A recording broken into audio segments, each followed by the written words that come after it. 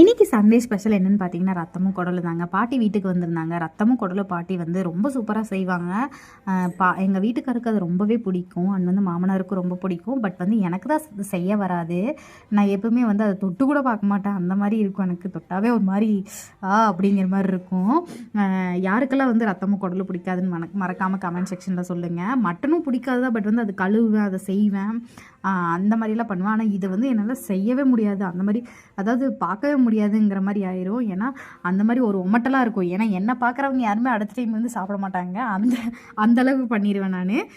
அதனாலே எங்கள் வீட்டுக்கார், நீ தயவு செஞ்சு வெளியே போயிடு ரம்யா, அப்படி இங்கே உட்காராத அப்படின்னு. ஏன்னா விசில் வந்த உடனே அந்த மனம் பார்த்தீங்கன்னா வீடு ஃபுல்லாக வந்துருச்சுங்க.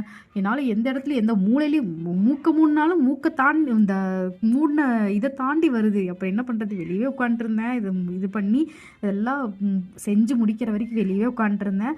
இன்றைக்கி என்னோடய ஸ்பெஷல் ஒன்றுமே இல்லைங்க, வெறும் தயிர் சாப்பாடு தான். ஆனால் எங்கள் வீட்டுக்காரங்களும் எங்கள் மாமனார் எல்லாருமே நல்லா சாப்பிட்டாங்க. ரத்த குடல் குழம்பு அப்படின்னு. ஐயோ சாமி, எனக்கு விட்டுருங்கடா ஆளை அப்படின்னு சொல்லிட்டு ஒரு ரூமில் போய் உட்காந்துட்டேன்.